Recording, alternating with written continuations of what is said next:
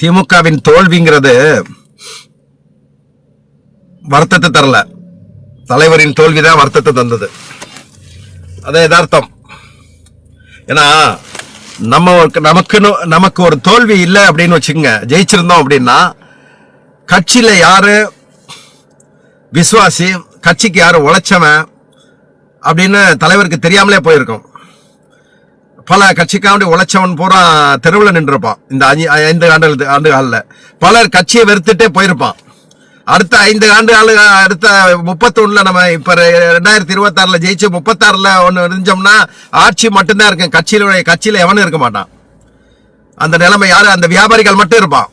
உணர்வாளர்கள், இந்த கட்சிக்காண்டி உயிரை கொடுத்தவன்லாம் இருந்திருக்க மாட்டான். அது நமக்கு ஒரு தோல்வி அவசியம். தலைவர் அமைதியா இருந்து சில விஷயங்களை தெரிஞ்சுக்கிட்டு அதுக்குள்ள ஏற்பாடு பண்ணி யாரெல்லாம் கஷ்டப்படல, யாராரு இந்த இயக்கத்துக்கு உழைச்சவன் அப்படிங்கலாம் ஐடென்டிஃபை பண்ணி பொருத்தமான ஆட்கள்லாம் பதவியில் வைப்பாரு அப்படிங்கிற ஒரு நம்பிக்கை வந்திருக்கு. அதுக்கு நமக்கு ஒரு தோல்வி தேவைப்பட்டிருக்கு. ஒரு தோல்வி வந்தா தான் நம்ம யாருன்னு பலருக்கு புரியும், தலைவருக்கும் புரியும். தொண்டனுக்கு தெரிஞ்ச பல விஷயங்கள் தலைவருக்கு தெரியல, தலைவருக்கு கொண்டு போகாம விட்டுட்டாங்க. இத நான் பல விஷயங்கள்ல தேர்தலுக்கு தோல்விக்கு பல விஷயங்கள் இருக்கு. அதை பொதுவெளியில போட்டோம்னா, பொதுவெளியில பேசுறது அது நம்ம கட்சி நலனுக்கு நல்லதில்லை. இப்ப நீங்க பாருங்க, ஆட்சிக்கு 25 நாளாச்சு. இந்த தாவேக அரசு மக்களுக்கு என்ன செய்யணும், சொன்ன உங்க வாக்குறுதியை எப்படி நிறைவேற்றணும்னு சிந்திக்காம எவனை தூக்கி உள்ள போடுறது, எவனை பழி வாங்குறது அப்படிங்கிற சிந்தனையிலே இருக்கான்.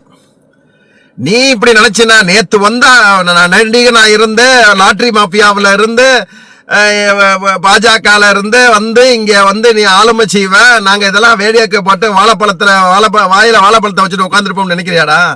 3 மாசம் காத்திருக்க சொன்னார் தலைவர். 6 மாசம் வரைக்கும் காத்திருக்க சொன்னாரு.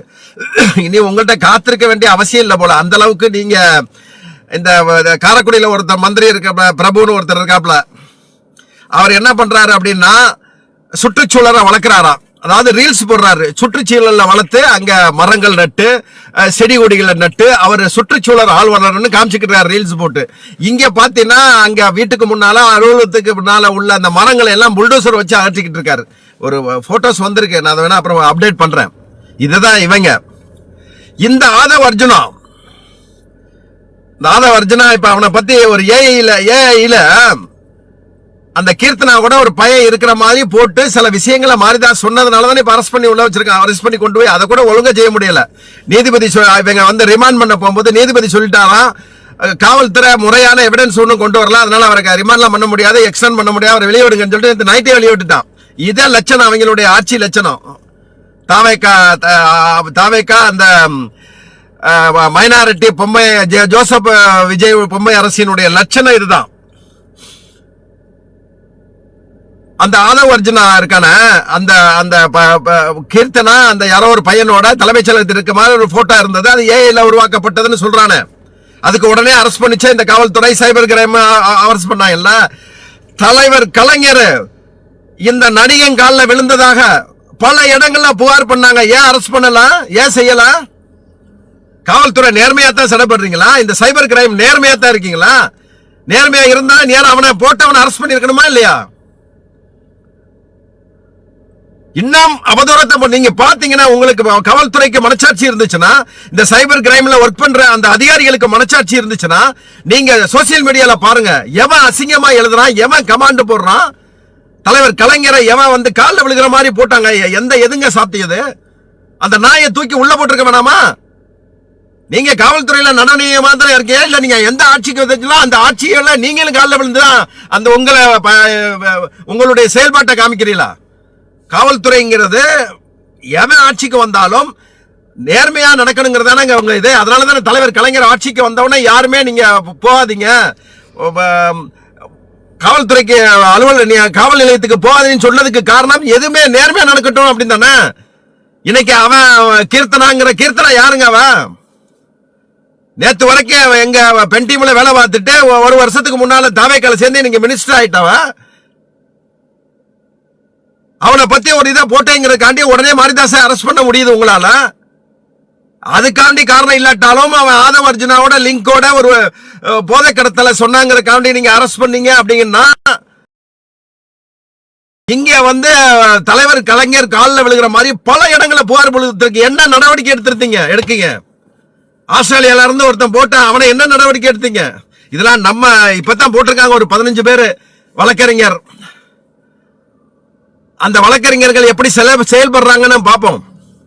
ஏன்னா அதுல ஒருத்தரை பத்தி எனக்கு நல்லா தெரியும், காணிக்கைநாதனை பத்தி தெரியும், நல்லா செயல்படுவார்னு நினைக்கிறேன் அவரோட பழகிற வரைக்கும். அது மாதிரி இந்த 15 பேரும் யாரு குற்றச்சாட்டு சொன்னாலும் உடனடி நீங்க நடவடிக்கை எடுக்கணும். சம்பந்தப்பட்டவன் நீங்க சும்மா போலீஸ் ஸ்டேஷன்ல போய் கம்ப்ளைண்ட் கொடுத்துட்டு முடிஞ்சுப்பா, கம்ப்ளைண்ட் கொடுத்துட்டு சோசியல் மீடியால போட்டுட்டு முடிஞ்சு வச்சு அப்படின்னு இருக்காதீங்க. ஃபாலோ பண்ணுங்க. என்ன ஆச்சு டெய்லி கேளுங்க. என்னாச்சு? அரெஸ்ட் பண்ணீங்களா? தூக்கி உள்ள போட்டீங்களா? ரிமாண்ட் பண்ணீங்களா? ரிமாண்ட் பண்ணனா கூட நீங்க போங்க. இதை தொடர் ஃபாலோ பண்ணாதாங்க சம்பந்தப்பட்டவன் இது பண்ணா. நம்ம ஆட்சியில இருக்க போகும்போது இதெல்லாம் தொடர்ந்து செஞ்சிருந்தோம்னா இவன் புகாரை கொடுத்துட்டு பேஸ்புக்ல ரீல்ஸை போட்டுட்டு வந்து உட்காந்துருவாப்ல. அந்த கேஸ் என்ன ஆச்சுன்னே தெரியாது. அதை ஃபாலோ பண்றதுல இது பண்றதுல அப்படியே விட்டுறது. அதனாலதாங்க அவ்வளவு தூரம் எழுதி நம்மளை அசிங்கப்படுத்தி இது பண்ணா எதுவுமே கண்டுக்கறல. இன்னைக்கு மாரிதாஸ் போட்டவன உடனே அரெஸ்ட் பண்ணிட்டாங்கல்ல. இதை நீங்க இப்படியே விட்டுக்கிட்டு இருந்தீங்கன்னா திமுகவில் செயல்படுற அத்தனை இன்ஃபுளுசரையும் அத்தனை ஐடிவிங்கையும் ஏதாவது ஒரு காரணத்துக்காக கைது பண்ணிட்டு தான் இருப்பான் இந்த தற்கொலை அரசு. அரூர்ல தர்மபுரி மாவட்டம் அரூர்ல ஒரு பொண்ணுக்கு ஏமாத்தி பல நகையை ஏமாத்தி இருக்கான், பணத்தை ஏமாத்தி இருக்கான். அவன் மேல புகார் கொடுத்து இதுவரைக்கும் ஒரு நடவடிக்கை இல்ல. சிறுவை என்ற எம்எல்ஏ இருக்கான் பாருங்க சரவண, அவனை பத்தி நான் 6 மாசத்துக்கு முன்னால போதை கடத்துறான்னு நான் எழுதினேன். போலி லாட்டரி பண்றான், போலி லாட்டரி சீட்டு விற்கிறான்னு சொல்லிட்டு அங்க உள்ள மக்கள் தகவல் கொடுத்ததை நான் எழுதினேன். எங்க அரெஸ்ட் பண்ணீங்க? நீங்க தானே ஆட்சியில இருந்தீங்க. திமுக நம்ம தானே ஆட்சியில இருந்தோம். அன்னைக்கு அவனை அந்த சரவணனை தூக்கி உள்ள போட்டுருந்தீங்கன்னா இன்னைக்கு எம்எல்ஏ ஆயிருப்பான். அவன் என்னங்க செஞ்சோம்? நம்ம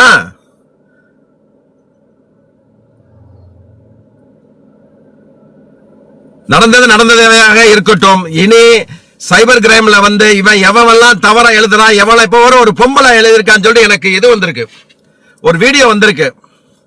அவன் அதுல போட்டிருக்கா, மேயரை பத்தி போட்டிருக்கு. இப்பதான் வந்து கோணவாயனை தூக்கி உள்ள வச்சோம், உங்களை என்ன பண்றேன்னு ஒரு பொம்பளை பேசியிருக்காங்க. அவளெல்லாம் சும்மா விடலாமாங்க? அந்த நாயெல்லாம் தமிழக முதல்வர கோணவாயங்கிறாங்க. அந்த பொதுவெளியில் அந்த வார்த்தை சொல்லக்கூடாதுன்னு நினைக்கிறேன். அவளையெல்லாம் எங்க வீடு ஏறி மிதிக்கணுங்க அவளையெல்லாம். உண்மையில சொன்ன பார்த்தா ஒரு முதலமைச்சரை பார்த்து ஒரு வார்த்தை என்ன, முன்னாள் முதலமைச்சரை வந்து இவ்வளவு அசிங்கமாங்க பேசுவா? குடும்பத்தில் உள்ள பொம்பளை ஆடி நீங்கெல்லாம்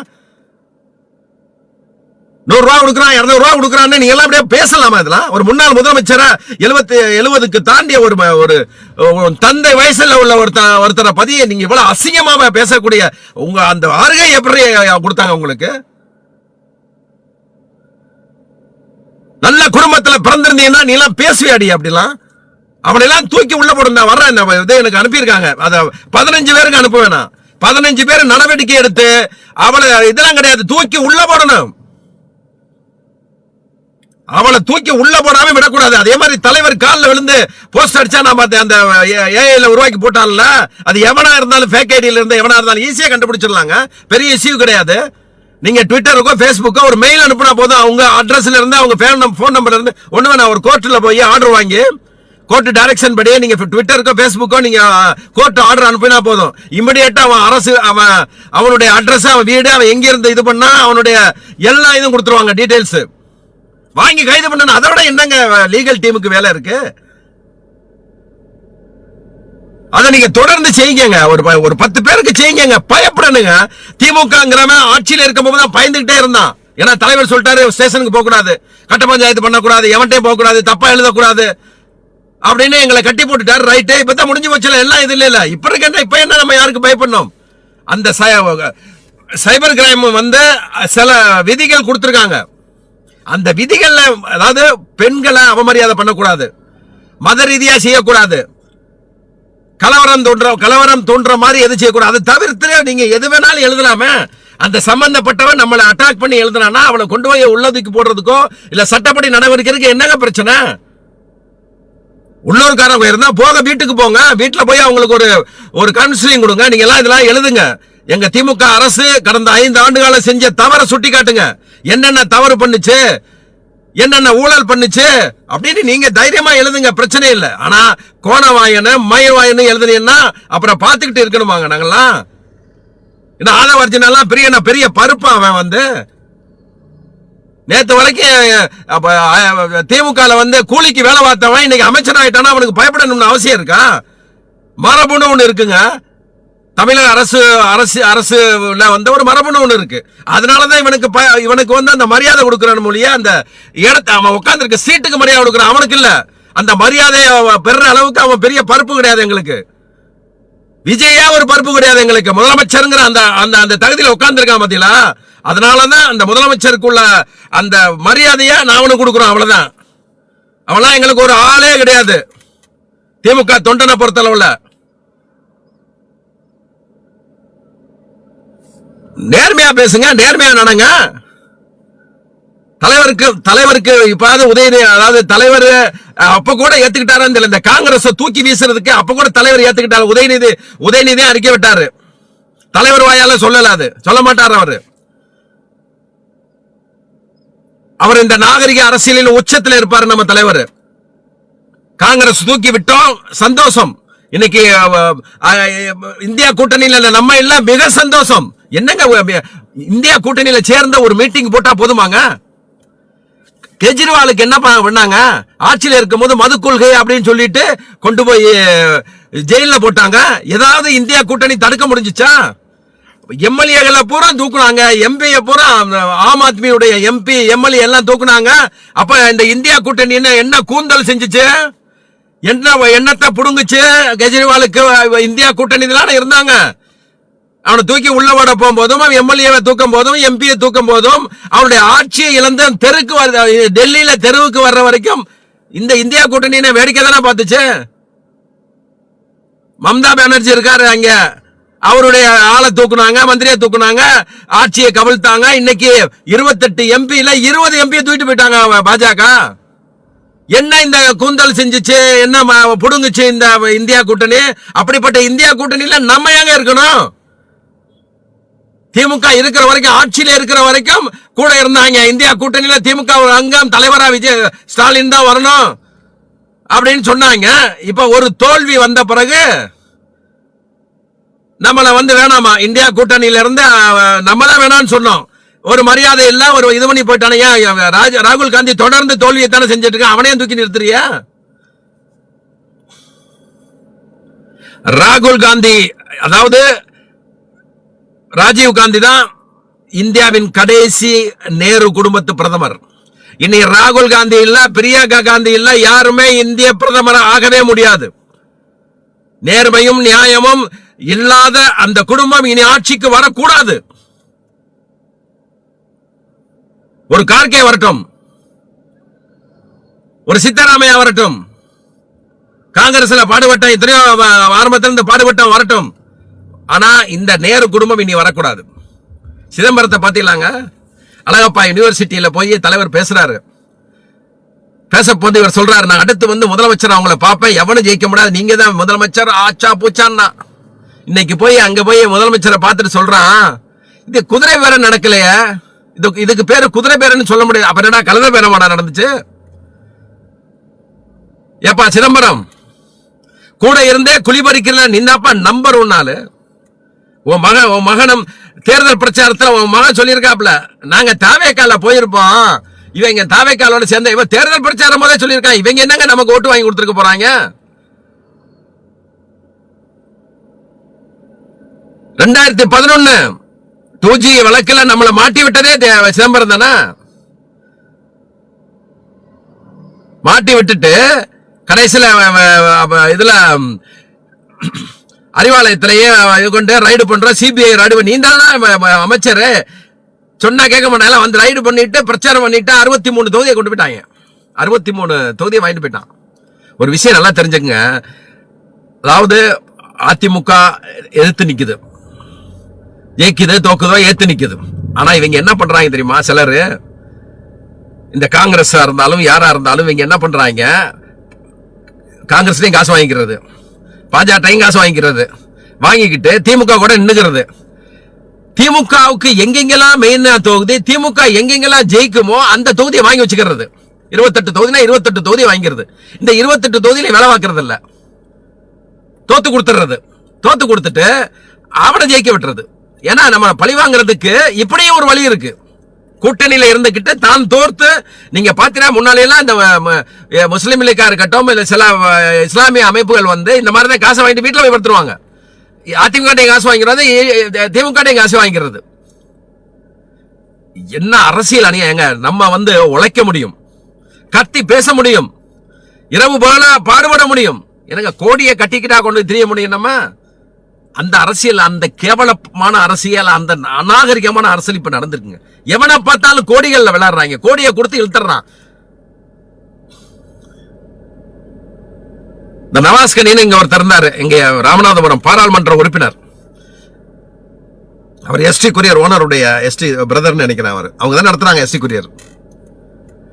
அவர் ஃபர்ஸ்ட் நிக்க போகும்போதும் 2019 நடிக்க போகும்போது, இப்ப 2024 வைக்க போகும்போதும் ராமநாதபுரம் மாவட்டத்தில், ராமநாதபுரம் பாராளுமன்ற தொகுதியில அங்க இது ஒரு திருச்சுழி வருது ஒண்ணு, இங்க ராமநாதபுரத்துல 4 தொகுதி, ஒன்னு திருச்சுழி, ஒன்னு அறந்தாங்கி.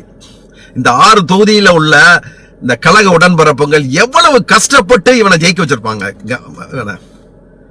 தலைவர் யாருக்கும் இல்லாம ஒரு நம்ம திமுக உள்ள ஒரு முஸ்லீமுக்கு, ஒரு அடிமட்ட தொண்டனுக்கு, இல்ல ஒரு நிர்வாகிகளுக்கு, இப்ப நாசர் கான் மாதிரி எங்க நகர் செயலாளர் இருக்காரு, நீண்ட காலம் நகர் செயலாளர் இருக்காரு, அவர் மாதிரி ஒரு ஆளுக்கு நீங்க இந்த வக்பு வாரியம் கொடுத்திருந்தீங்கன்னா அவரை வச்சு, அந்த இஸ்லாமிய சகோதரனை வச்சு பல இஸ்லாமியர் பொழைச்சிருப்பாங்க, பல ஏலபாளைகள் பொழைச்சிருப்பாங்க. நீங்க நவாஸ்கனின்னு ஒருத்தருக்கு கொண்டு கொடுத்து 2 எம்எல்ஏ வச்சிருக்கான், அவனுக்கு போய் இது கொடுக்குறீங்க. இந்த 2 பேரும் தான் நம்ம இயக்கத்துக்கு ஹெல்ப் பண்ணிருப்பாங்களா?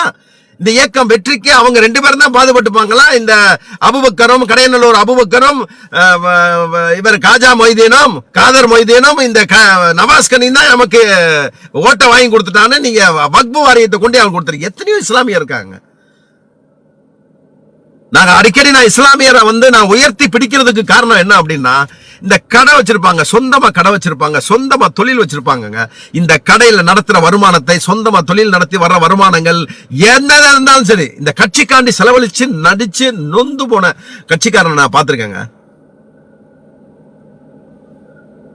இந்த பாம்பன்ல இருக்காரு சுல்தான் இப்ராஹிம் இருக்காரு, சுல்தான் இப்ராஹிம் பாம்பன் ஊராட்சி செயலாளர் இருந்தாரு. அவங்க அத்தா பாரம்பரிய கட்சிக்காரரு, அவர் இறந்து போட்டார். இன்னைக்கு அந்த சுல்தான் இப்ராஹிம் தெருவில் நிற்கிறாரு.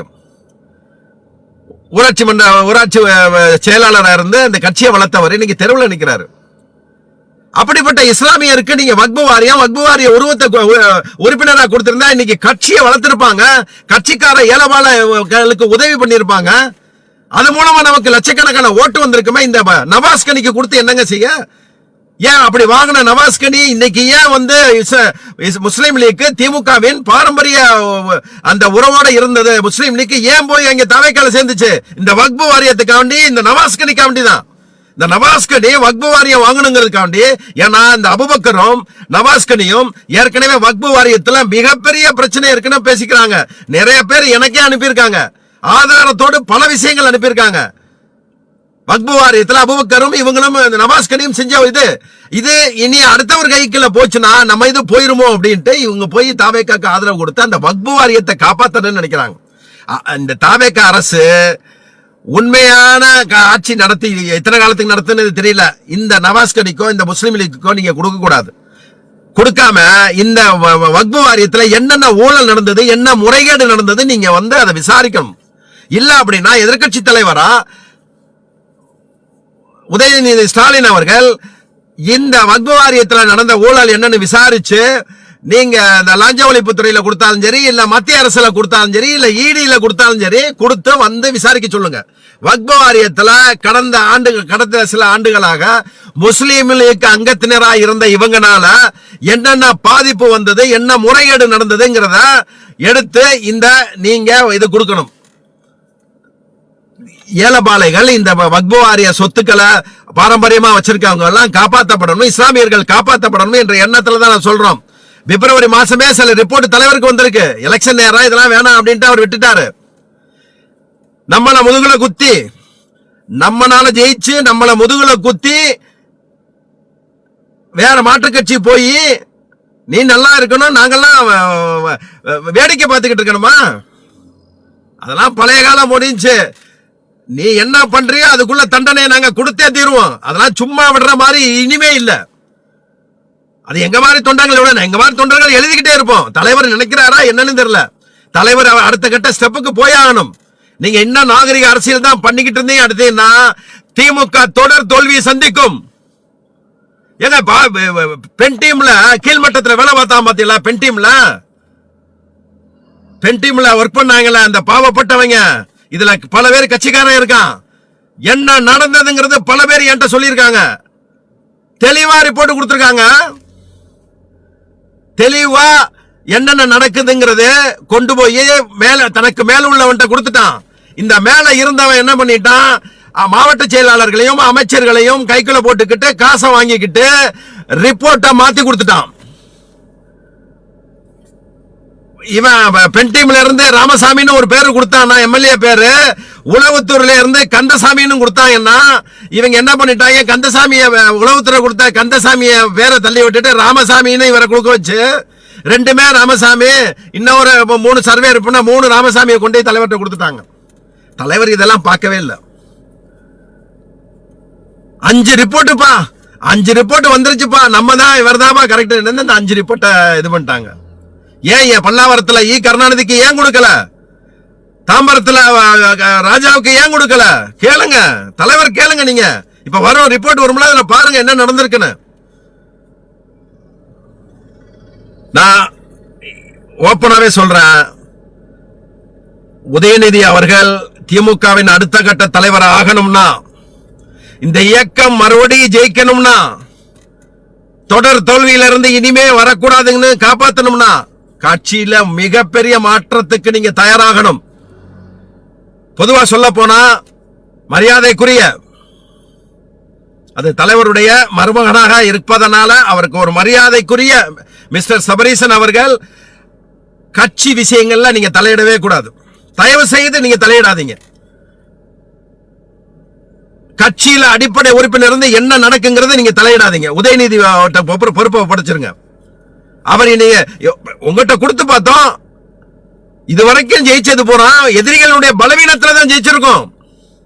இப்ப எதிரிகள் ஒண்ணு சேர்ந்துட்டான். நம்ம ஜெயிக்கணும் அப்படின்னா நம்ம பலத்தை நீங்க பாருங்க, எம்ஜிஆர் செத்ததுக்கு பின்னாலதான் நம்ம வந்திருக்கோம், ஜெயலலிதா செத்ததுக்கு பின்னாலதான் வந்திருக்கோம், பலவீனத்தால தான் நம்ம வந்திருக்கோம். ஆனா இனி பலவீனத்தால ஜெயிக்கிறதுக்கு எந்த வகையிலையும் வாய்ப்பு கிடையாது. நீங்க பலத்தால இருந்தால் மட்டும்தான், அதுவும் கட்சி உறுப்பினர்கள் மிக பலமா இருந்தா தான் நீங்க ஜெயிக்க முடியும். அப்படி ஜெயிக்கணும்னா ஒற்றை தலைமை இருக்கணும். தலைவர் குடும்பமோ இல்ல தலைவருக்கு வேண்டப்பட்டவனோ நண்பனோ, அது உதயநிதி பிரெண்ட மகேஷ் பொய்யாமலே இருந்தாலும் சரிதான், தூக்கி வைக்கணும். நீங்க மகேஷ் பொய்யாமலிட்டா சொல்லுங்க, தம்பி நீங்க போய் அங்க உங்க மாவட்ட செயலாளர் கொடுத்தாச்சு, திருச்சி தெற்க ஜெயிக்க வைங்க, திருச்சி தெற்க ஜெயிக்க வச்சு திருச்சி கிழக்க ஜெயிக்க வச்சுட்டீங்க, வாங்க சென்னைக்கு. உங்க சென்னையில உங்களுக்கு என்ன வேலை? உதயநிதிக்கு தனியா போக தெரியும். உதயநிதியுடைய மாணவர் அணி இருக்க, அந்த மாநில இளைஞரணி துணை அமைப்பாளர் இருப்பான், அவங்க போவாங்க சின்னவரோட. நீங்க மாவட்ட செயலாளர் சென்னையில உங்களுக்கு என்ன வேலை? டிஆர்பி ராஜா உங்களுக்கு சென்னையில என்ன வேலை? எல்லாத்தையும் அனுப்பி விடுங்க. உதயநிதி தலைவருடைய ஒற்றை இதா இருக்கணும், தலைமையா இருக்கணும். உதயநிதி தலைமையுடைய 2 பேர் தான் இது ஆளுமையா இருக்கணும். இன்னைக்கு தலைவர் அடுத்த கட்ட தலைவர் அவர் தான்ங்கிற மாதிரி எதிர்கட்சி தலைவராயிடுச்சு. இன்னைக்கு உதயநிதி கையில எல்லாம் வரணும், என்ன நடந்தது வரணும், உதயநிதியும் அதற்கு தயாராகணும். ஏங்க இந்த லட்சக்கணக்கான பேரை தன்னுடைய சொந்த வாழ்க்கையை வெறுத்துட்டு, உழைப்பை வெறுத்துட்டு பிச்சைக்காரனா இருக்காங்க. இன்னும் இந்த இயக்கம் வேணும்னு, அப்படி உழைக்கிற இயக்கம் நாங்க உழைக்கிறோம்னா அப்புறம் நீங்க ஏங்க கொஞ்சம் கூட நீங்க சிந்திக்க மாட்டேங்கிறீங்க? உதயநிதி அதை சிந்திக்கணும். ஒன்னு சொல்றேனா, திமுக காரன் கலைஞர் வரத்த திமுக காரன் கடைசி எட்ஜில் இருக்காங்க. அதனால உதயநிதி இன்னும் கூட ஸ்ட்ராங்கா இருக்கணும். தன்னுடைய உறக்கத்தை வெறுக்கணும். தன்னுடைய சொந்த பந்தங்கள், சொந்த வாழ்க்கையுடைய நல்லது கெட்டது எல்லாத்தையும் ஒதுக்கி வச்சுட்டு திமுக தலைவன் அப்படிங்கிற ஒற்றை எண்ணத்தோடு நீங்க பயணிக்கணும். அப்படி பயணிக்கலைன்னா நீங்க திமுகவின் தலைவரா நீண்ட காலத்துக்கு இருக்கவே முடியாது. இந்த கட்சி ஆட்சிக்கே வரவே முடியாது. அந்த ஒற்றை எண்ணத்தோட நீங்க தெளிவா சிந்திக்கணும். சபரீசன் கட்சி விஷயத்துல, மிஸ்டர் சபரீசன் கட்சி விஷயத்துல நீ தலையிடக்கூடாது. அவர் தொழிலை பார்க்கட்டும், அவருக்கு ஒரு ராஜ்யசபா எம்பியை கொடுங்க, டெல்லியில இருக்கட்டும். இல்ல இந்த விளம்பர அரசியல், இந்த நம்ம பேர் என்ன இன்ஸ்டாகிராம் அதுல எல்லாம் போடுறதுக்கு அவர் ஒரு டீமை வச்சு செய்யறதுன்னா தனியா செய்யட்டும். கட்சி விஷயத்துல தலையிடக்கூடாது. கட்சி விஷயத்துல தலையிடுற ஒரே ஆளு உதயநிதியா மட்டும்தான் இருக்கணும். அவர் தலையிட்டு அந்த மேட்டரை கொண்டு தலைவர்கிட்ட கொடுக்கணும். தலைவர் உடல்நலம் நல்லா இருக்கிற வரைக்கும் தலைவர்கிட்ட சப்மிட் பண்ணி இவங்க 2 பேர் தான் டிசிஷன் எடுக்கணும். நீங்க வேற எந்த சர்வே டீமோ எந்த பெண் டீமுடைய ரிப்போர்ட்டை கேட்க கூடாது. ஒன்றிய செயலாளரோ நகர் செயலாளரோ கிளை செயலாளரோ அவங்க கொடுக்கிற அந்த ரிப்போர்ட்டை அவங்ககிட்ட நேரடியா நீங்க பேசுங்க. இன்னைக்கு நீங்க இறங்கி வேலை பார்த்தோம்னா கன்னியாகுமரி மேற்குல காங்கிரஸ் காணாம கதறப்பட்டலாங்க, காணாம செஞ்சிடலாம். நம்ம 2019 கூட்டணி இல்லாம தான் 2022 நினைக்கிறேன் கூட்டணி இல்லாம தான் இன்னும் பல இடங்கள்ல நம்ம சேர்மனா இருக்காங்க. நம்ம காங்கிரஸ் மீறி நம்ம சேர்மனா உட்கார்ந்துருக்கோம். எப்படி வந்தது? கன்னியாகுமரி காங்கிரஸ் கோட்டை இல்ல, அது சிறுபான்மையினர் கோட்டை. அந்த கோட்டையை பிடிக்கிறதுக்கு என்ன பண்ணணுமோ அதை போடுங்க. கட்சிக்கு உழைக்கிற பல பேரை நீங்க ஒதுக்கி வச்சுட்டு புதுசா வந்தவன் எல்லாம் சேர்த்தா உங்களுக்கு எப்படி ஜெயிக்க முடியும்? அதனால நான் தலைவர் உதயநிதி இனி ரொம்ப ஸ்ட்ராங்கா முடிவெடுக்கணும். அந்த ஆளு போனா அந்த ஆளை தூக்கணும்னா போயிடுவாரோ, இந்த ஆளை மாவட்ட செயலாளர் தூக்கினா போயிடுவாரோ, இந்த ஒன்றிய செயலாளர் தூக்கிட்டு போனார்னா போயிட்டு போறான். அப்படி போறவன் எப்படிங்க நம்ம கட்சிக்கு விசுவாசமா இருந்திருப்பான்? இந்த இயக்கம் வளரணும்னு நினைச்சுக்கிட்டு இருப்பான். உங்களுக்கு சொன்னோம்னா மேலிடத்துல உதயநிதி பவருக்கு வரக்கூடாதுன்னு நினைக்கிற இன்னும் பல பேர் உட்கார்ந்துருக்கான். நான் பேரை வரைக்கும் சொல்ல முடியும். மினிஸ்டர்ஸ் எல்லாம் ஒண்ணு சேர்ந்து நம்மெல்லாம் இருக்கணும், ஆளுமையா இருக்கணும். நாளைக்கு உதயநிதி வந்தேன்னா நம்மளாம் ஒதுக்கிடுவான்னா உதயநிதி பவருக்கு வர கூடாதுன்னு நினைச்ச பல பேர் இருக்காங்க. இந்த இதுல நேரம் வரும்போது நான் சொல்ல வேண்டிய நேரம் வந்துதான் சொல்லுவோம். எங்களுக்கு இந்த இயக்கம் முக்கியம். எவனை பத்தி எங்களுக்கு கவலை இல்ல. நீ வர்றியா மோதி பாப்பியா, எங்க வந்தாலும் மோதி பாக்குறதுக்கு தயாரா இருக்கும். அப்படிலாம் திமுக காரன் ஒண்ணு சும்மா சொம்ப இல்ல. இந்த இயக்கம் வளரணும். இந்த இயக்கம் இன்னும் ஒரு 30 ஆண்டுகள் இருக்கணும். ஒரு தற்கொலை பயல்க வந்து உட்கார்ந்துகிட்டு இன்னைக்கு அவன் அமைச்சரா அவன் இதான் அரசு ஊழியரை மிரட்டுறதும் அதை மிரட்டுறதும் இந்த இயக்கத்துக்காண்டி 75 ஆண்டு காலம் உழைச்ச இந்த நம்ம கட்சிக்காரன் தெருவில் நிக்கணுமாங்க. அதுக்கு காரணமே திமுக உள்ள பல பேர் தாங்க. அவனை தூக்குறதுக்கு இன்னும் நீங்க தயங்குறீங்க, தலைமையில தயங்குறீங்க. இன்னும் அவனைத்தான் கூட வச்சுக்கிட்டு தர்றீங்க. ஏன் அவனை தூக்குனா என்ன நடந்துற போதீங்க இயக்கத்துல? சீமானுங்க, சீமான் நம்மள நெஞ்சில தாங்க குத்துனா. தலைவர் கலைஞரை திட்டி நம்ம நெஞ்சில நேருக்கு நேர பேசினா. இந்த காங்கிரசும் விசிகாவும் முஸ்லிம் லீக்கும் வைகோவும் முதுகுல குத்துனாங்க.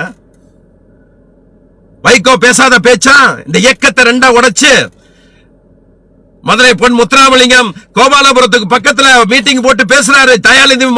தயாளு அம்மா வேணா வெள்ளச்சல கட்ட வைப்பேன் பேசினாரு இந்த பொன் முத்துராமலிங்கம். அவரைத்தான் என்ன நீங்க கட்சியில் வச்சிருக்கீங்க? ஏங்க நம்ம மதுரையிலங்க பல பேர் என்னைய திட்டுவான், பல பேர் என்கிட்ட மெசேஞ்சர்ல வந்த ஏங்க நீங்க பொதுவெளியில இப்படிலாம் பேசுறீங்க, நீ இது கட்சி வளர்ச்சிக்கு போடா மயிர்களா இப்படியே சொல்லி சொல்லி சொல்ற அடிச்சு தலைவர் நடக்கிறாரு, அவங்க நடக்கிறாரு, இவன் நடக்கிறான், படுக்கிறான் சொல்லி சொல்லி வீடியோ போட்டு கட்சியை கவுத்தி வச்சிருக்கீங்களா? என்ன கட்சிக்கு தேவைன்னு எவன்டா பேசுனீங்க? எவன்டா போய் தலைவர்கிட்ட சொல்ல விட்டீங்க? சின்னவர்கிட்ட எவன்டா சொல்ல விட்டீங்க?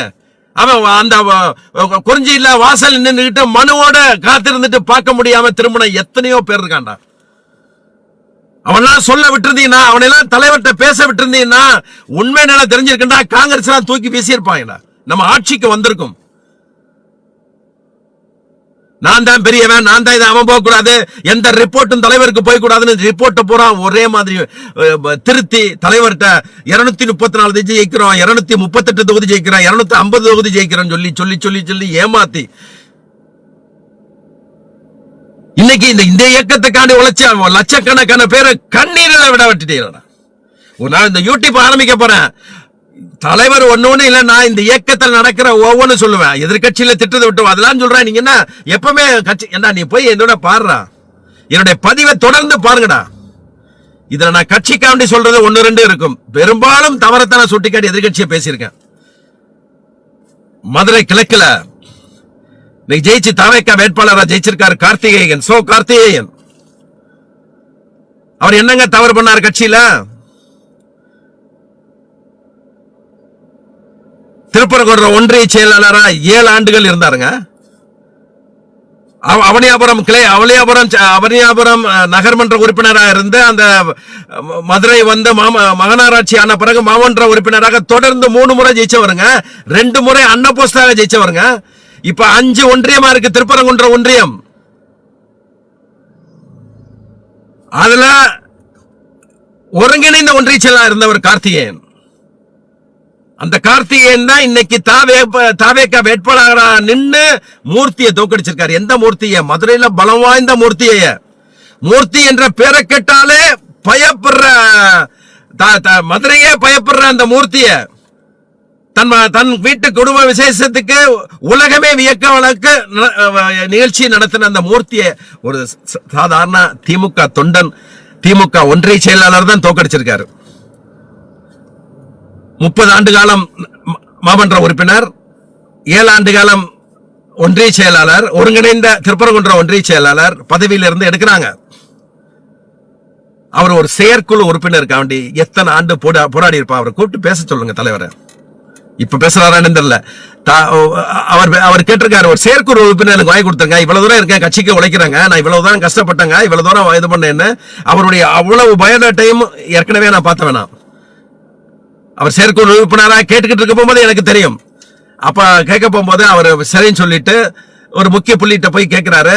கேட்ட உடனே அவங்க பரிந்துரை லெட்டர் கொடுக்குறாங்க. கொண்டு கொடுக்க போகும்போது கிழிச்சு போட்டுறாங்க. ஒருத்தர் மிக முக்கியமான ஆளு போய் அறிவாலயத்தில் கையோட கூட்டி கொண்டு எழுதி கொடுக்கிறாரு, இவருக்கு செயற்குழு உறுப்பினர் இது கொடுங்க அப்படின்னு. அங்கேயே வச்சு கிழிச்சு போட்டுறாங்க. எங்க அறிவாலயத்திலே வச்சே கிழிச்சு போடுறாங்க. அவர் மகனுக்கு கல்யாணம், சின்னவர் வர்றதா இருந்தது, எல்லா ஏற்பாடும் பண்ணிட்டாரு. மதுரை ஹோட்டல்லாம் புக் பண்ணிட்டாரு. கடைசியில் சின்னவர் கேன்சல் பண்ணிட்டாரு. யாரு சொல்லி கேன்சல் பண்ணாரு சின்னவர்? எங்க மன்னனும் எஸ்ஆர் கோபியும் என்ன தவறு பண்ணாங்க இந்த கட்சியில?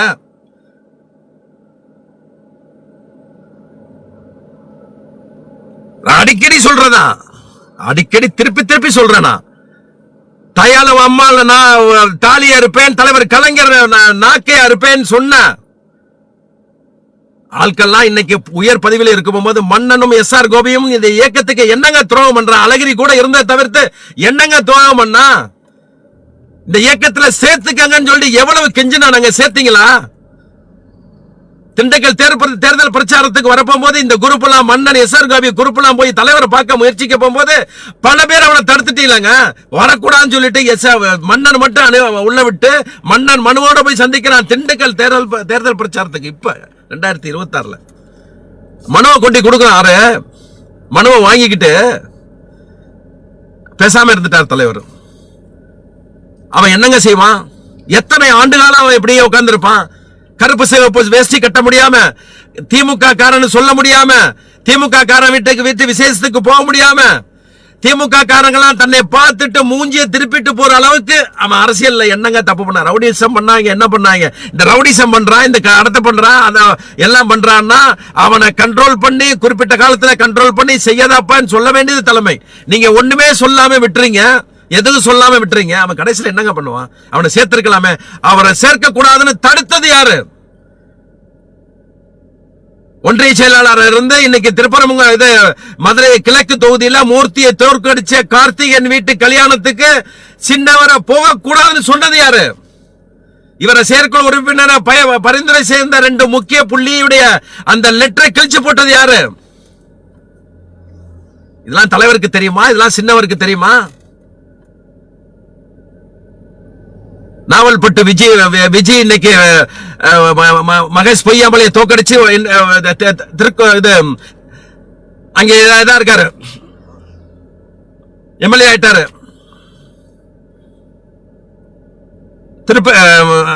பேர் மறந்துட்டேன். அதுக்கு பின்னால இவர் வந்திருக்காரு. திருநெல்வேலியில் அப்படித்தான் முருகன் ஒருத்தர் வந்து போய் சேர்ந்திருக்காரு. சீட்டு கிடைக்கலன்னு சொல்லித்தான் திமுக இருந்து தான் போய் சேர்ந்து எம்எல்ஏ இருக்காரு. 3 பேர். இது மட்டும் இல்ல, நிறைய பேர் வந்திருக்காங்க.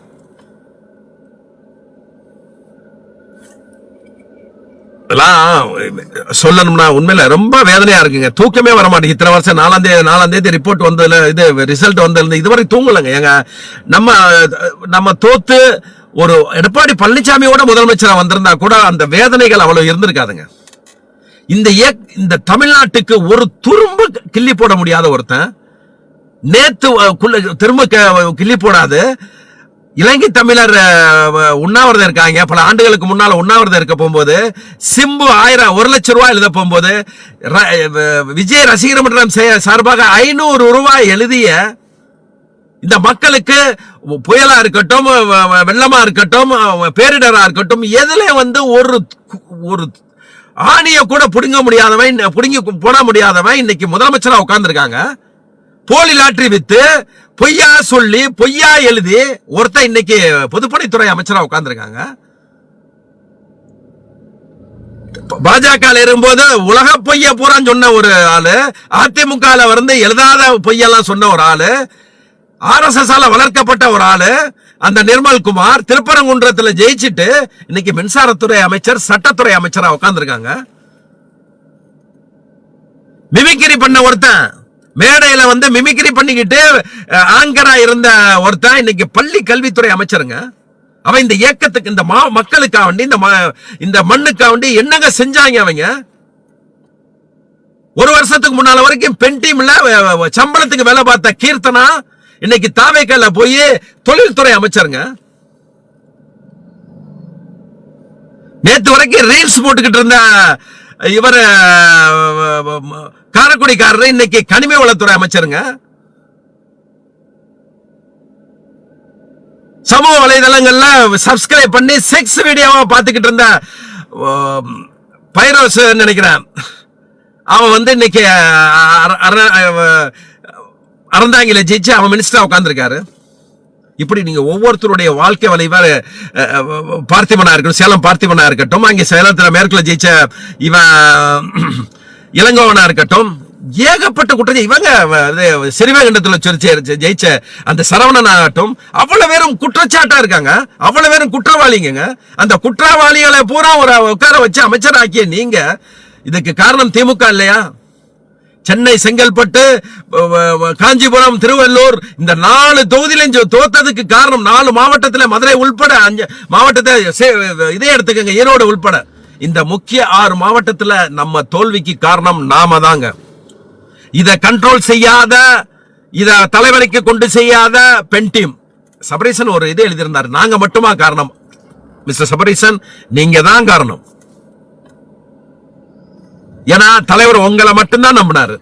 நீங்க எங்கெங்க தவறு நடக்குது, என்ன நடக்குது, யாராருக்கு இது பண்றது அப்படிங்கிற ஒரு தெளிவான ரிப்போர்ட்டை கொண்டு கொடுத்துடலாம். இது கீழ்மட்டத்தில் உள்ள சாதாரண தொண்டனுக்கு தெரிஞ்ச பல விஷயங்கள் கூட தலைவருக்கு தெரியல அப்படின்னா அவர்கிட்ட கொண்டு போய் சேர்க்கலாம். அவர் என்னங்க பண்ணுவாரு? எல்லாத்தையுமே பார்த்துக்கிட்டே இருப்பாரு.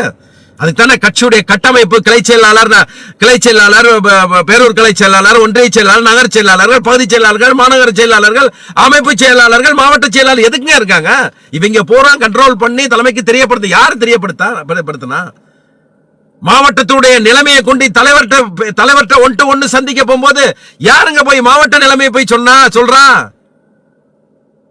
தயவு செய்து என் மகனுக்கு ஒரு சீட்டு கொடுத்துருங்க, தயவு செய்து என் மகனை மாவட்ட செயலாளர் ஆக்கிருங்க, தயவு செய்து என் மகனை ஒன்றிய செயலாளர் ஆக்கிருங்க, என் மச்சான நகர் செயலாளர் ஆக்கிருங்க, என் மருமகன பேரூர் கிளை செயலாளர். இதுக்கு தானங்க நீங்க போய் பேசுறீங்க?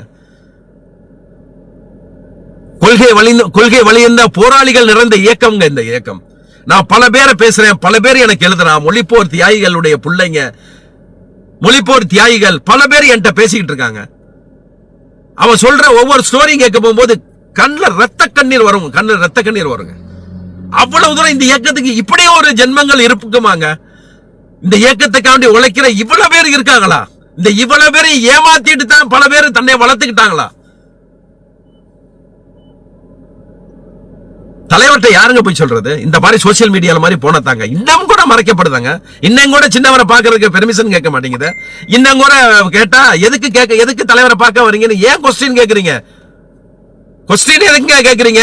தலைவரை பார்க்கணும்னா விட்டுருங்க. நீங்க உங்களுக்கு டைம் கொடுக்கணும். எந்த டயத்துக்கு தலைவர் வர்றாரோ அந்த டயத்துக்கு பண்ணணும். தலைவர்கிட்ட எதுவும் சொல்லிடாதீங்க, தலைவர்கிட்ட எதுவும் மனு கொடுத்துடாதீங்க, சின்னவர்கிட்ட எதுவும் பேசிடாதீங்க, சின்னவர்கிட்ட எதுவும் மனு கொடுத்துடாதீங்க. அப்புறம் எதுக்கு நான் சென்னைக்கு வர்றேன்? நீங்க உங்களுக்கு இந்த உதவியாளராக இருக்கிறவங்க, அங்க கேட் கீப்பரா இருக்கிற உங்க வேலை இல்ல. இது ஒருத்த வந்து தலைவரை பார்க்கணும்னா விட்டுருங்க, அவன் தலைவர்கிட்ட 2 நிமிஷம் பேசட்டும், தலைவரே இந்த மாதிரி பிரச்சனை இருக்கு அப்படின்னு அவனை சொல்ல விடுங்க. சொல்ல விடாதனாலதான் உங்க மாதிரி ஆளுக்கு கூட்டுக்கலவனத்தனையும் பண்ணி தானங்க இந்த இயக்கத்தை தோக்கடிச்சுட்டு வச்சிருக்கீங்க. நான் எதிரிகளை விட எதிரிகள் நமக்கு பெருசே கிடையாது, எந்த காலத்திலும் எதிரிகள் நமக்கு பிரச்சனை இல்லை. இன்னைக்கு இவ்வளவு தூரம் இருந்தோம், பல பேர் போயிட்டாங்க. ஒரு கோயம்புத்தூர்ல ஒரு லேடி கூட போயிருக்கு, ரூபியா என்னமோ ஒரு லேடி போயிருக்கு. அதை பல பேர் விமர்சனம் பண்றாங்க, நான் கூட எழுதியிருந்தேன். ஏன்னா நம்ம கட்சியில இருந்து போயிட்டான்னா யாரு போனாலும் நீங்க போறதுக்கு முன்னால இங்க உட்காந்து கொஞ்ச காலம் போராடுங்க, என்ன நடந்ததுன்னு சொல்லுங்க, தலைவர்கிட்ட போய் கதறுங்க, தலைவர்கிட்ட மனு கொடுங்க, தலைவர் காலில் விழுந்து பேசுங்க, காலில் விழுக வேணாம் சாரி, தலைவர்கிட்ட போய் சொல்லுங்க, தலைவரே எனக்கு இந்த அநீதியம் நடந்திருக்கு, இதெல்லாம் முறையா, இனி இதை எனக்கு காப்பாத்தலன்னா நான் வந்து கட்சி விட்டு போயிருவேன் அப்படின்னு சொல்லி பேசுங்க. ஒண்ணுமே செய்யாம இந்த இயக்கம் ஜெயிச்சிருந்தா நீங்க எல்லாம் பேசுவீங்களா? நீங்க எல்லாம் போவீங்களா? இவ்வளவு தவறுகள் உங்க மேல குற்றம் இழைக்கப்பட்டாலும் நீங்க எல்லாம் போயிருப்பீங்களா? போயிருக்க மாட்டீங்க. இன்னைக்கு தோத்த ஒன்னா அதுக்கு ஒரு காரணம் சொல்றீங்க. கோயம்புத்தூர்ல ஒரு லேடி ஒண்ணு போச்சு, ரூபின்னு நினைக்கிறேன். அந்த பொண்ணு அவங்க பையனை ஏதோ உடம்புக்கு சரியாத பையனை வச்சுக்கிட்டே கட்சிக்காண்டி எங்க இருந்தாலும் ஈரோடுல 1 மாசம் போய் உழைச்சிருக்கு. அந்த பகுதியில் உள்ளவங்க அந்த பொண்ணை வந்து செயல்படுறதே இல்லையா, வேற மனம் வெறுத்து மனம் நொந்து போய் சேர்ந்துருச்சு. ஆனா நீ போயிட்டேன்னா நாங்க வாழ்த்த முடியாது. இந்த இயக்கத்துல இருந்து போராடு, உங்களுக்கு துணை இருக்கோம், உங்களுக்காண்டி சப்போர்ட் பண்றோம். ஆனா நீ போயிட்டேன்னா உங்களை திட்டத்தை தவிர எங்களுக்கு வேற வழி இல்லை. அதனால கடைசியா நான் சொல்றேன், திமுக தொண்டன் எவனுக்கும் பயந்தவன் கிடையாது, தலைவனை தவிர எவனுக்கும் பயந்தவன் கிடையாது. இப்ப 2 தலைவர் நமக்கு, தலைவர் இளந்தலைவர், தலைவர் அதுக்கு அடுத்த தலைவர், 2 பேர்கிட்ட தான் பயப்படணும், 2 பேருக்கு தான் மரியாதை, வேற யாரும் பயப்பட வேண்டிய அவசியம் இல்லை. நாங்க நேத்து கட்சிக்கு வந்தவங்க கிடையாது. 45-50 வருஷங்களும் இந்த இயக்கத்துக்கான உழைச்சோம், எங்களுக்கு எல்லா உரிமையும் இருக்கு. என்ன சொல்லணும், என்ன தலைவர்கிட்ட சொல்லணும், என்ன கருத்தை சொல்லணும் எங்களுக்கு தெரியும். எங்களுக்கு புத்தி சொல்ல எந்த மயிரும் வர வேணாம். அதனால இந்த இயக்கத்தை வாழ்க வளரன்னு சொல்றதுக்கு லட்சக்கணக்கான பேர் இருக்கான். இந்த இயக்கத்துல என்ன நடக்குதுன்னு சொல்றதுக்கு குறிப்பிட்ட ஆள்கள் தான் இருக்கான். அதை நமக்கு தொடர்ந்து செய்வோம். இப்ப சொல்றது உதயநிதி அவர்களுக்கு நான் நேரையே சொல்றேன், இத உதயநிதிக்கு அனுப்பினாலும் சரி, இல்ல நீங்கள நேரையா பார்த்தாலும் சரிதான், நீங்க உங்களை மாத்தணும்.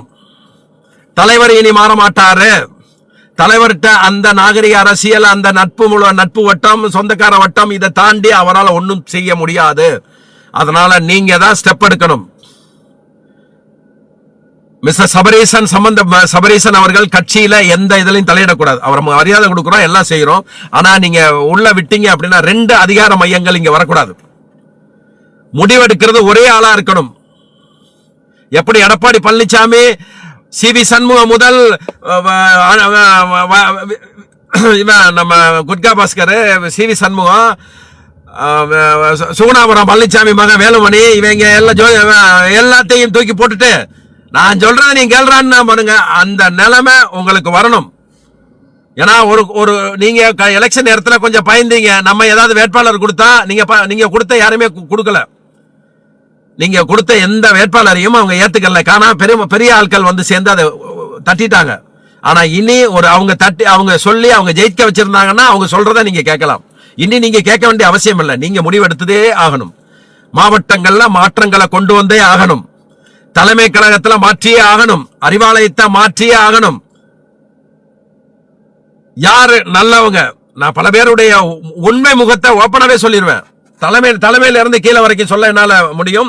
அந்த அளவுக்கு என்கிட்ட விஷயங்கள் இருக்கு. ஆனா நான் அதெல்லாம் ஓப்பனா சொல்ல விரும்பல. நான் எல்லாமே உதயநிதி கையிலே ஒப்படைச்சிடறோம். நீங்க விசாரிங்க என்ன நடந்தது, யாருன்னா கூட இருக்கிறவன் யாரு, உதவியாளர் யாரு, கூட பயணிக்கிற 9 பேர் எப்படிப்பட்ட நிர்வாகிகள், யார்கிட்ட கொடுத்தா அவங்க ஜெயிப்பாங்க, இல்ல இவங்க நம்ம இளைஞரணியில இருக்கிறதுனால இவங்களுக்கு கொடுக்கணும், இல்ல இவங்க அப்படிலாம் கிடையாது. 23 அணி இருக்கு. 23 அணியில சிறந்த வேலை செய்யறவங்களை கொடுங்க. நீங்க ஒன் அண்ட் ஒன்லி முடிவு பண்ணுங்க. நீங்க முடிவு எப்படி பண்ணணும், கட்சிக்காரனுங்களை கலந்துக்கங்க. அதுக்கு தான் நாங்க சொல்றோம், கிளை செயலாளர்களை முதல்ல தேர்ந்தெடுங்க.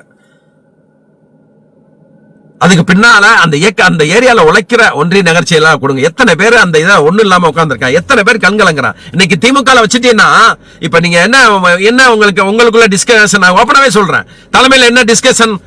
இப்ப ஒரு மாவட்டத்துல மாவட்ட செயலாளர் மாத்தணும் அப்படின்னா, இல்லப்பா அங்க மாத்தினா யாருமே இல்லையாப்பா, செலவழிக்கிறதுக்கு ஆள்கள் இல்லையாப்பா, கூட்டம் கூட்டுறதுக்கு ஆளே இல்லையாப்பா. இந்த நிலைமையை உருவாக்குனது யாரு? தலைமை தானே. அறிவாலயம் தானே. அதிமுக வந்து ஒவ்வொரு மாவட்டத்திலையும் 12 மாவட்ட செயலாளர் இருக்கான். ஒரு வருஷம் போடுவோம், தப்பு பண்ணானா தூக்கிட்டு இன்னொருத்தான். அந்த 12 மாவட்ட செயலாளருங்க 10க்கும் மேற்பட்ட மாவட்ட செயலாளர்கள் ஆளுமையா இருக்கான் அந்த மாவட்டத்தில். நீங்க ஒண்ணு தவறு பண்ணா இன்னொருத்தனை போட்டுடலாம். நீங்க தான் ஒருத்தனை உருவாக்கவே இல்லையே. அந்த மாவட்டத்தில் உள்ள மாவட்ட செயலாளர் யாரையுமே உருவாக்கவில்லையே. இளைஞரில இருந்து ஒரு பையன் வர்றான், ஒரு யாராவது எந்திரிச்சு வர்றான் அப்படின்னா, உன் வேலையை பாரு, எனக்கு தெரியும், நீ செலவு காசு வச்சிருக்கியா கூட நான் பாத்துக்கிறேன். எவெல்லாம் எலும்பி வர்றானோ, எவெல்லாம் அடுத்த கட்டத்துக்கு உயர்ந்து வர்றானோ அவனெல்லாம் தட்டி என்னை மீறி இங்க எவனுமே கிடையாது அப்படிங்கிற உருவாக்கி வச்சுன்னா இங்க எவன் மாவட்ட செயலாளருக்கு வருவான்? உங்களுடைய டவுட் இப்ப அப்படித்தான் இருக்கு. போட்ட இந்த மாவட்டத்தில் யாருமே இல்லையாப்பா, இவரை தூக்குனா யாரை போடுறது அப்படிங்கிற சிந்தனை எல்லாம் இனிமே வேணாம். அப்படி பிடிச்சு வைங்க. ஒரு இளைஞர் அணியில இருந்தோ மாணவர் அணியில இருந்தோ ஒரு எந்த அணியில இருந்தாலும், அங்க ஏற்கனவே இருந்தவங்களா இருந்தாலும், ஏற்கனவே பயணிச்சலா இருந்தாலும், இந்த கட்சிக்கு உழைச்சவன அப்படி பிடிச்சு வேலை வைங்க. அவன் மாவட்ட செயலர் ஆயிடுவான். அவன் பாத்துக்குறான் எல்லா விஷயத்தையும்.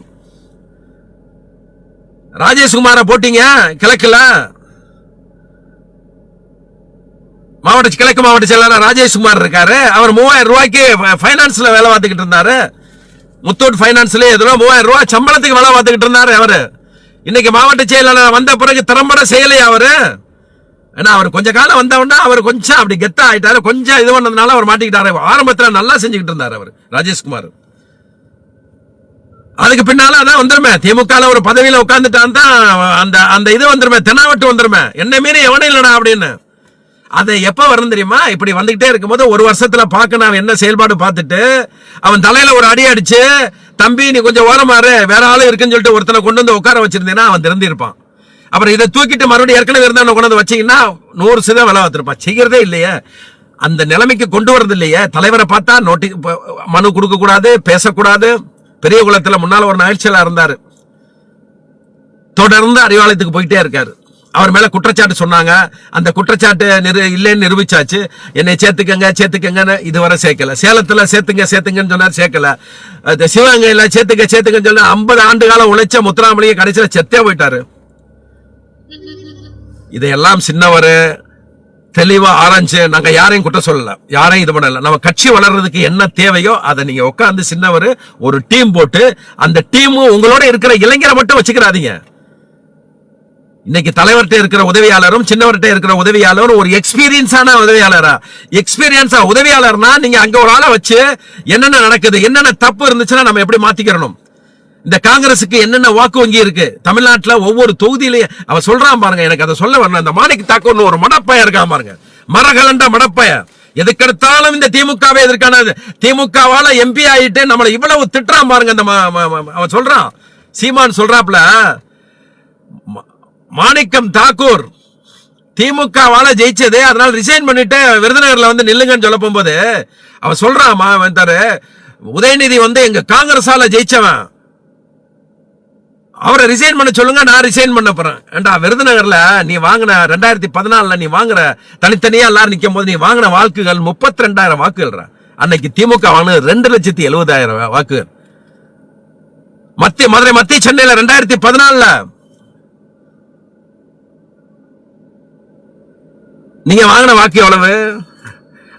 2014 6 சட்டமன்றம் உள்ள மத்திய சென்னையில சேப்பாக்கம் திருவல்லிக்கலையில காங்கிரஸ் வாக்கியல் 42 சொச்சம், 4,600 சொச்சம்.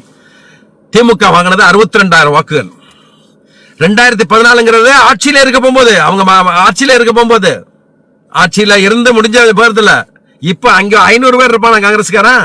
அவன் சொல்றான், மாணிக் தாக்கூர் எங்கனால உதயநிதி சொல்றேன், வெக்கமா இல்லையா மாணிக் தாக்கூர் சொல்றதுக்கு?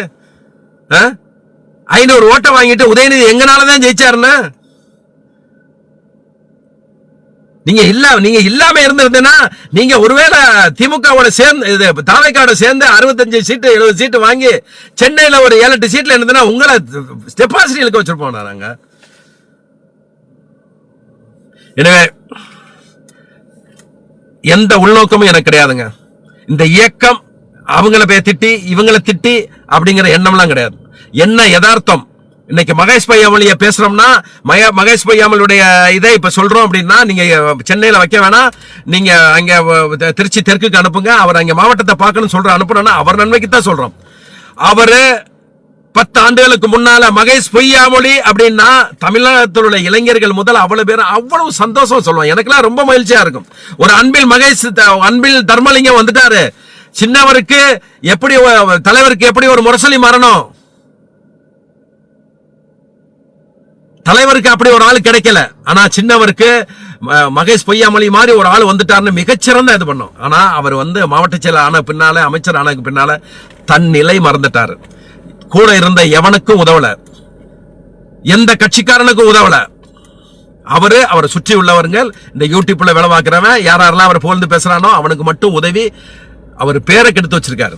இன்னைக்கு அவர் திருப்பி கம்பேக் ஆகணும்னா அவர் மாவட்டத்துல தன்னை உயர்த்தி காமிச்சு அங்க உள்ள தொகுதியெல்லாம் உள்ளாட்சி தேர்தல் அதை பூரா ஜெயிக்க வச்சு அவர் கொண்டு வந்தா தான் சென்னையில வரணும் அப்படிங்கறத சின்னவர் தெளிவா சொல்லிடணும்.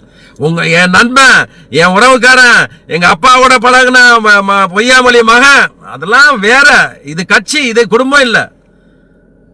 உங்களுக்கு இறக்கம் இருந்துச்சுன்னா யாரா இருந்தாலும், நான் மகேஷ் பொய்யாமொழி சொன்னீங்க, உங்களுக்கு யாருக்கு மேல இறக்கமா இருந்துச்சுன்னா நீங்க கொடுங்க. அதேதான் தலைவர் கலைஞர் பண்ணாரு. நித்யா தலைவர்கிட்ட உதவியாளர் இருந்தா, நித்யா சீட்டு கேட்கும் போது, பல்லாவரம் சீட்டு கேட்கும் போது அவரு தம்பி இது இயக்கம், நீ எனக்கு உதவி பண்ண, அதுக்காண்டி உனக்கு 10 கோடி ரூபாய்க்கு நான் ஒரு வீடு கட்டி தர்றேன், 30 கோடி ரூபாய்க்கு ஒரு இடம் வாங்கி தர்றேன், இதை வச்சு பொழைச்சுக்க அப்படின்னு சொல்லி இருக்கணும். ஆனா இன்னைக்கு பல்லாவரத்துல சீட்டு கொடுத்தாரு பாருங்க, ஈ கருணாநிதி என்ன குறைச்சு சொல்லல, பல்லாவரத்துக்கு சீட்டு கொடுத்ததே கலைஞர் செஞ்ச தப்பு. அதே மாதிரி இப்ப உறவினரா இருந்தாலும் நண்பரா இருந்தாலும் தூர நிப்பாட்டிடணும்.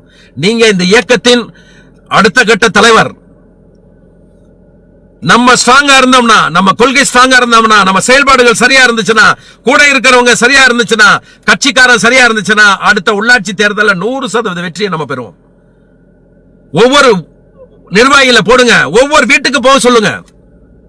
நம்ம ஆட்சியில மட்டும் இல்லங்க, ஆட்சியில இல்லாம தான் ரொம்ப தைரியமா வேலை பார்ப்போம். அதிகாரிகள் நம்ம கண்டா பயப்படுவான். தைரியமா ஒவ்வொரு வீட்டுக்கு என்ன லைட் ஏரியல அது இல்லையா, அதிகாரிகளோட சண்டை மட்டும் வாங்கி கொடுப்பாங்க. ஆட்சியை பத்தி நீங்க எங்க கவலைப்படுறீங்க?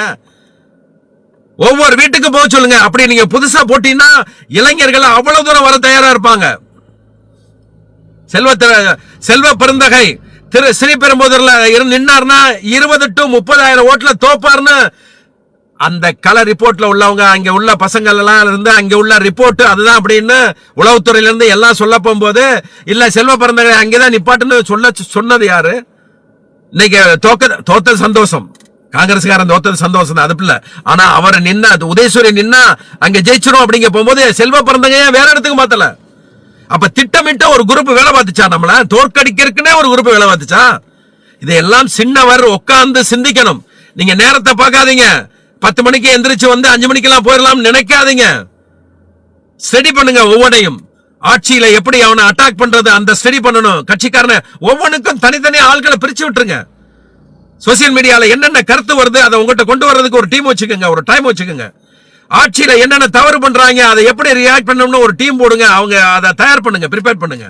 கட்சியோட யாரோட நீங்க எங்கெல்லாம் போறீங்களோ, ஒரு கட்சிக்காரன் உங்களை பார்க்க வர்றான்னா ஒரு நிமிஷம் டயம் எடுத்துங்க. ஒருத்தனோடையும் என்னப்பா இங்க இருந்து வர்ற, கவலைப்படாத, ஆட்சி இல்லைன்னு கவலைப்படாத, நம்ம ஆட்சிக்கு திருப்ப வர போறோம். அந்த தைரியத்தை ஒவ்வொரு தொண்டன் கொடுங்க, ஒவ்வொரு நிர்வாகிட்ட கொடுங்க.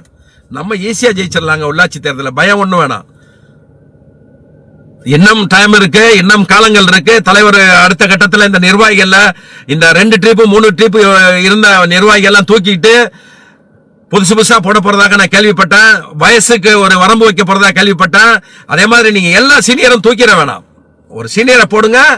அதாவது இந்த கல்பிரேட் இருக்கான் பாருங்க, தொடர் குற்றம் பண்ணவனே தூக்கிடுங்க. அவனை ஏஜ் எல்லாம் பார்க்காதீங்க.